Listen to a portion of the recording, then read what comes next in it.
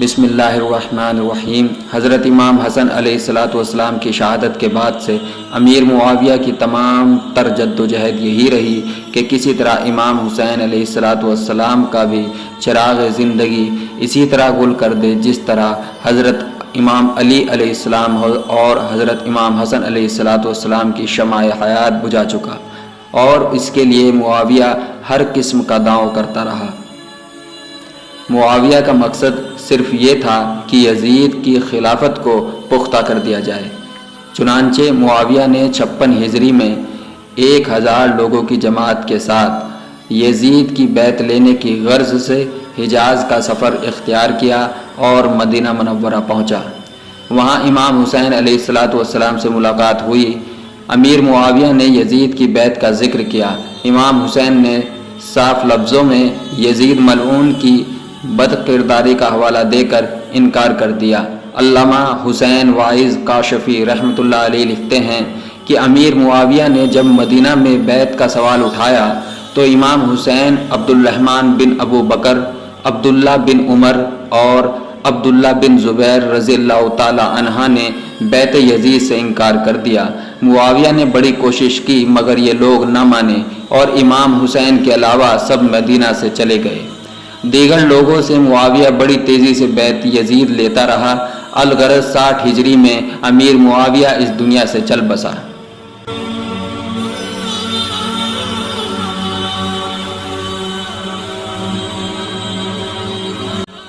یزید اپنے باپ کے مشن کو پورا کرنے کے لیے سب سے پہلے مدینہ کی طرف متوجہ ہوا اور وہاں کے گورنر ولید بن عقبہ کو خط لکھا کہ امام حسین عبدالرحمن بن ابو بکر، عبداللہ بن عمر، عبداللہ بن زبیر رضی اللہ تعالی عنہ سے میری بیعت لے لو، اور اگر یہ انکار کرے تو ان کے سر کاٹ کر میرے پاس روانہ کر۔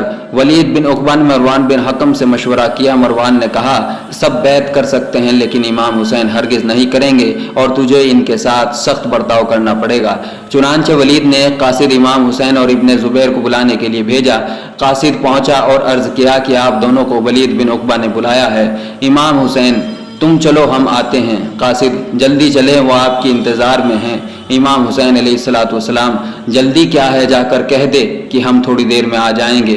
امام حسین 30 بہادروں کے ہمراہ ولید سے ملنے گئے۔ تمام حضرات باہر رہے اور آپ تنہا دربار ولید میں داخل ہوئے۔ ولید بن عقبہ نے امام حسین علیہ السلام کی مکمل تعظیم کی اور بیعت یزید کا ذکر کیا۔ امام حسین مسئلہ سوچ وچار کا ہے، تم لوگوں کو جمع کرو اور مجھے بلا لو اور میں عام مجمع میں اظہار خیال کروں گا۔ امام حسین یہ کہہ کر چل دیے۔ ابھی آپ دربار سے باہر نہ گئے تھے کہ مروان بول اٹھا، اے ولید، اگر امام حسین اس وقت تیرے قبضے سے نکل گئے تو پھر ہاتھ نہ آئیں گے، ان سے فوراً بیعت لے لے اور اگر انکار کرے تو حکم یزید کے مطابق سرتن سے جدا کر۔ یہ سننا تھا کہ امام حسین کو جلال آیا اور آپ نے فرمایا کس میں دم ہے کہ حسین کو ہاتھ لگا سکے؟ تجھے نہیں پتا ہم آل محمد ہیں، فرشتے ہمارے گھر آتے رہتے ہیں، کیوں مجبور کیا جا رہا ہے کہ ہم یزید جیسے فاجر، فاسق اور شرابی کی بیعت کریں؟ امام حسین کی آواز کا بلند ہونا تھا کہ باہر کھڑے 29 بہادر دربار میں داخل ہو گئے اور قریب تھا کہ وہیں جنگ ہو جاتی، مگر امام حسین نے انہیں سمجھا بجھا کر خاموش کر دیا۔ اس کے بعد امام حسین علیہ السلام گھر تشریف لے آئے۔ جب مولا حسین کو یہ دکھ چکا کہ حالات اور امت دونوں یزید کی طرف ہو گئے اور قریب مدینہ میں خون خرابہ ہوگا، تو آپ پہلے اپنی والدہ اور پھر اپنے نانا کے روزے پر گئے اور دونوں مزار پر آپ بہت روئے۔ روتے روتے آپ نانا کے روزے پر سو گئے اور خواب دیکھا کہ رسول اللہ علیہ السلام آپ کی پیشانی پر بوسہ دے رہے ہیں اور فرما رہے ہیں اے نور نظر حسین، قریب ہے کہ امت تمہیں شہید کر دے گی، تم بھوکے پیاسے رہو گے، تم فریاد کرتے ہوں گے اور کوئی تمہاری فریاد نہ سنے گا۔ امام حسین علیہ السلام گھر تشریف لائے اور اپنے اصحاب اور اہل بیت کو جمع کر کے فرمانے لگے اب اس کے سوا کوئی چارہ نہیں کہ میں مدینہ کو چھوڑ دوں۔ ترک وطن کا فیصلہ کرنے کے بعد 28 رجب 60 ہجری کو مع اصحاب اور اہل بیت کے ساتھ مکہ کے لیے روانہ ہوئے۔ امام حسین علیہ السلام کی ایک صاحبزادی جن کا نام سیدہ فاطمہ صغریٰ سلام اللہ علیہا تھا اور جن کی عمر اس وقت 7 سال تھی، بیماری کی وجہ سے آپ کے ساتھ نہ جا سکی۔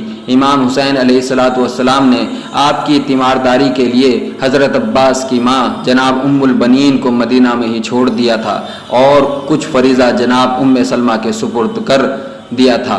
آپ 3 شعبان 60 ہجری بروز جمعہ مکہ پہنچے۔ آپ کے مکہ پہنچتے ہی مکہ کا گورنر سعد بن عاص مکہ سے بھاگ کر مدینہ چلا گیا اور مدینہ سے ہی یزید کو مکہ کے تمام حالات لکھے۔ امام حسین علیہ السلام مکہ شریف میں 4 ماہ شعبان، رمضان، شوال، ذوالقعدہ مقیم رہے۔ یزید نے امام حسین کو کوفہ بلوانے کے لیے 12,000 خطوط کوفہ سے امام حسین کے پاس مکہ پہنچوائے، کیونکہ دشمنوں کو یہ یقین تھا کہ امام حسین کوفہ میں آسانی سے قتل کیے جا سکیں گے۔ لائک اینڈ سبسکرائب شان اہل بیت علیہ السلام۔